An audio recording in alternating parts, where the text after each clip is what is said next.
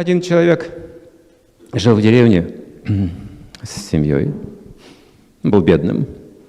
От этого сильно страдал. Сильно страдал, только об одном и думал: как же мне разбогатеть, как же мне добыть богатство. Не могу жить бедняком. Пошел к астрологу. Астролог скажет о судьбе немалое. Это астрология, астра — это звезда, а логос — это значит учение, слово. Это учение о звездах, как наша жизнь связана со звездами. И можно прочитать прошлое, настоящее и будущее по звездам человека. Взять его дату рождения, под какой звездой он родился, какие там дома, какие там планеты влияют. И можно многое сказать, если вы опытный астролог и умеете, склонны к медитации, еще понять перед вами сидящего человека, можно все подробно рассказать о нем. Но в ведах оно называется не астрология, джотиш, джотир-шастра. Джоти означает не звезда, а сияние звезды. Сами звезды на нас не влияют, сияние влияет, излучение влияет. Это вибрации, эти тонкие вибрации. Они влияют каждую ночь, когда солнце заходит. В присутствии солнца они не могут влиять, солнечный свет перекрывает их. Поэтому солнечный свет, он выжимает нашу энергию, заставляя нас работать целый день. С утра дает прану, а весь день отнимает энергию. И много, получается, вещей нечистых люди делают. Ну, естественно. И когда солнце заходит, звезды поднимаются и очищают за ночь то, что было в пране. То есть они имеют такую силу, влияние.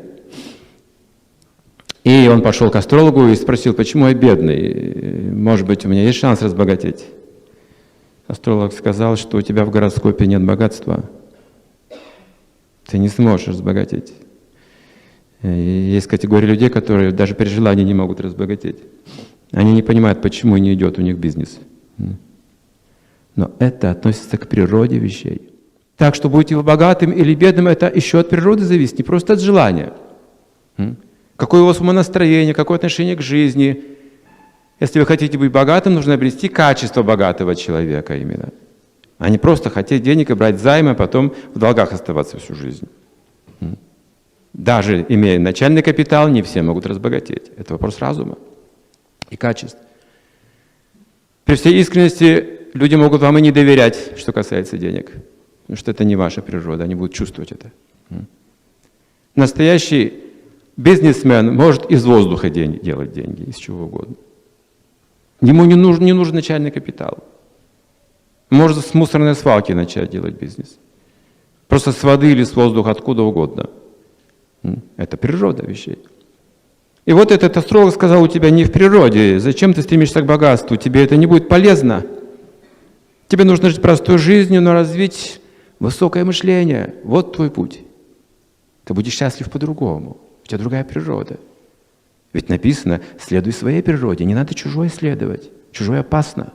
Будь самим собой. Но этот человек не согласился, сказал: нет, простите меня, я не могу быть бедным. Ну вот посмотрите, как жизнь устроена странно. Вот я бедный, я нормальный, хороший человек. Но я бедный, меня люди не уважают. А вот смотрите, вот там богатые люди есть, но они не очень хорошие по качеству, но их уважают только за богатство. И мне неприятно такой образ жизни, знаете, вести, когда никто не уважает. Хочу разбогатеть, чтобы тоже иметь вес в обществе, уважение. И тогда астролог сказал: ну хорошо, есть два тогда пути, если уж так ты настаиваешь. Можешь сменить место, в котором ты живешь, и, может быть, разбогатеешь. То есть тебе нужно уехать куда-то от родственников, от семьи, одному, без семьи. И, может быть, ты что-то там заработаешь и накопишь. И если не поможет, нужно сменить близких. Запомните, значит, сменить место – первый способ. Если не поможет, сменить близких. Вот еще такие способы есть. Более суровые. Вот судьба такая, видите. Чем-то придется жертвовать. Он сказал: ну, близких я менять не собираюсь, а место сменю. Я сказал: жена, так, дорогая жена, дети, оставайтесь здесь, я на заработке. Через год вернусь. Я поехал в соседнюю куда-то деревню подальше, и там стал работать один без семьи, все копить, очень скромно жить. Семья больше не забирала у него деньги, ни дети, ни жена. И действительно стал расти какой-то капитал у него. И через год он заработал 3 золотые монеты. Это было неплохо, собственно, его мечта уже сбывалась. 3 золотые монеты. Он взял их, положил в кошелек, на шею, держал руками по дороге и шел через лес домой. Ночь застала его в лесу. И что переночевать, он залез на дерево повыше, там было дупло. И на корточках дремал и держал этот кошелек руками.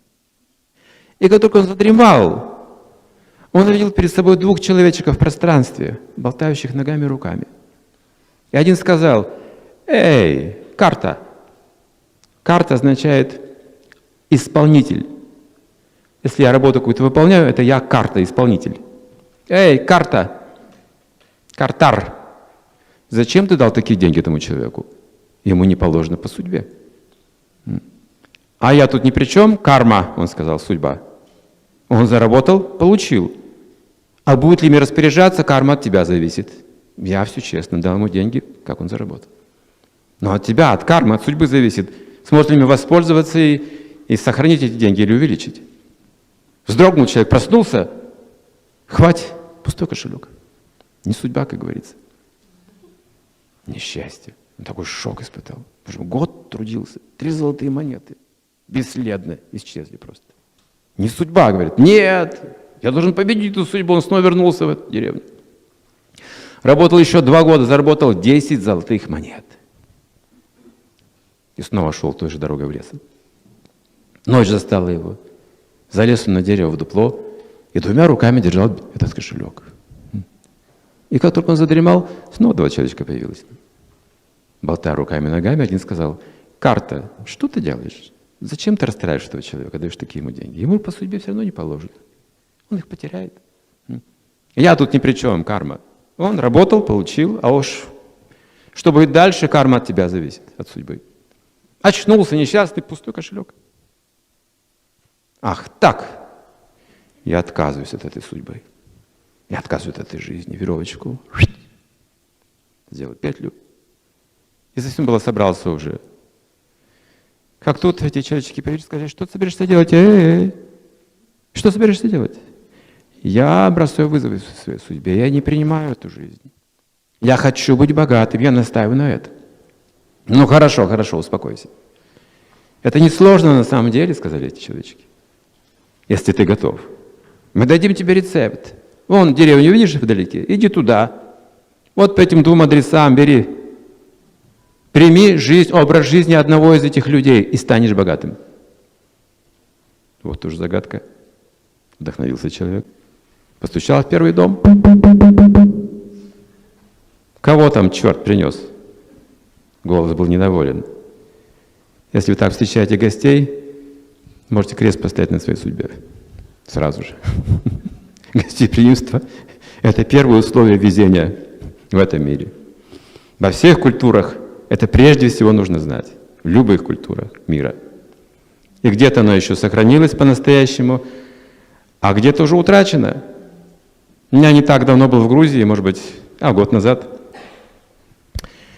А до этого я был лет 30 назад, проездом в Тбилиси. А тут я просто приехал в гости. И там гостеприимство. Это первое условие, говорится. Для того, чтобы нашу судьбу устроить, мы должны уметь принимать гостей. И желать, чтобы гости приходили к нам. Ждать гостей. Приглашать гостей.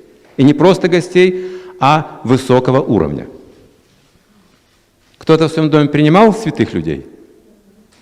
Редко сейчас, правда?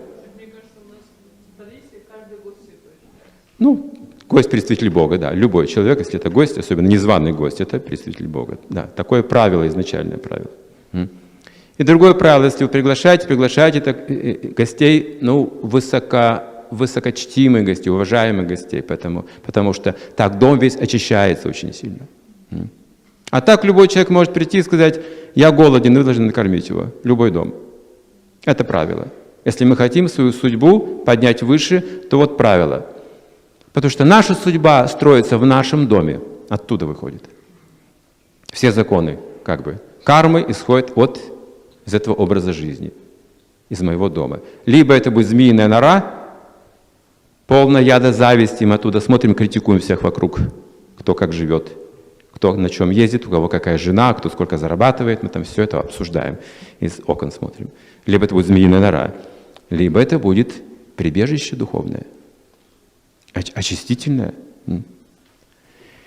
Итак, этот человек получил 2 адреса. В первый дом постучал, там был недоволен человек. Он сказал: нет, пищи не будет никакой, не жди, но переночевать можешь просто во дворе. Здесь наутро убирайся. Человек на себе испытал, что это неправильный образ жизни. Я никогда не буду таким. И когда он пришел в другой дом по адресу, там был хозяин очень добрый. Он по-настоящему встретил его как дорогого гостя. Человек ушел очень вдохновленный, счастливый, с хорошими мыслями об этом доме. Вот это начало хорошей судьбы. Когда люди имеют хорошие мысли о нашем доме, о нашей деятельности. Это наше доброе имя. Вот это очень важно.